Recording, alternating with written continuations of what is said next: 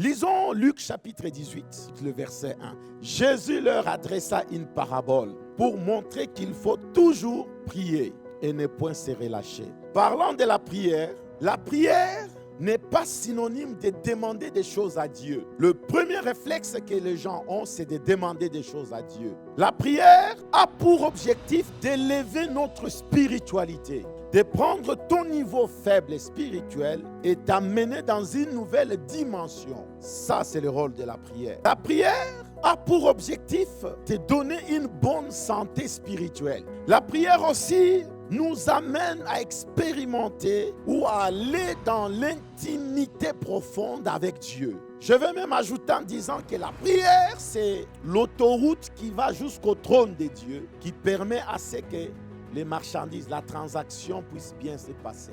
Et donc, si une personne ne prie pas, un enfant de Dieu ne prie pas, il se prive de beaucoup de choses. Je voudrais que nous comprenions que la prière qui amène à une dimension supérieure réclame un investissement. Tu ne peux pas atteindre une nouvelle dimension sans qu'il y ait investissement, sans qu'il y ait un capital. Tu ne peux pas faire des affaires sans avoir de fonds de démarrage qu'on appelle capital. Si tu n'as pas ça, tu vas être un homme d'affaires du nom. Tu n'auras que des projets. Ça attend qu'on finance. Alors, tu peux avoir des promesses de Dieu. Tu peux être quelqu'un que Dieu avait déjà dans son plan éternel voulu que tu sois le Joseph de ta famille. Mais à cause du fait que tu restes toujours faible, tu n'investis pas davantage dans la prière. Tu ne t'investis pas. Tu peux quitter la terre sans avoir palpé les promesses. Pour atteindre une dimension supérieure, il faut s'investir. 3 types d'investissement spirituel. Le premier type, c'est l'investissement dans la prière avec jeûne. Je ne saurais pas vous dire combien cet investissement peut t'amener dans une saison de gloire, dans des moments où, bien aimé, les gens se posent la question, comment il en est arrivé là? La prière avec jeûne, c'est l'exercice le plus difficile, mais qui rapporte. Des fois, j'ai dit, il y a des chrétiens, nous attendons qu'au miracle.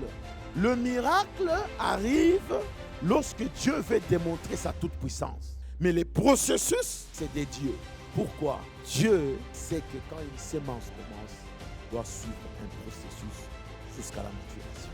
Deuxième chose, cet investissement, prière avec jeûne, est suivi de l'investissement dans la parole de Dieu. La parole de Dieu, c'est la vérité absolue. Ça ne changera pas. Alors, investissons-nous dans la parole. Apprenons la parole. Lis. Dieu lui-même a dit à Josué, Josué, maintenant que tu as la responsabilité, sache une chose, que ce livre de la loi ne s'éloigne point de ta bouche.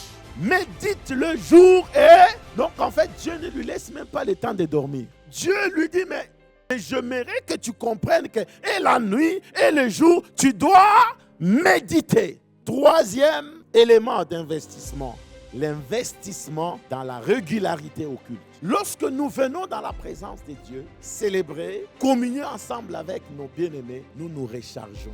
Parfois, tu ne comprends pas, mais essaye maintenant d'observer. À chaque fois que le dimanche, nous venons dans l'assemblée, c'est comme si nous recevons une nouvelle énergie. Nous recevons un nouveau courage, une force spirituelle qui nous est communiquée. L'église, c'est l'endroit où tu viens puiser de Dieu pour aller consommer en dehors. Maintenant, si tu es irrégulier, sache que tu vas être faible. Ton investissement ne sera pas au point. Un enfant de Dieu qui vient de naître dans le Seigneur, qui est régulier dans un culte où Dieu est célébré de manière authentique, où l'Esprit de Dieu travaille, au bout de quelques temps, on peut voir les fruits dans sa vie.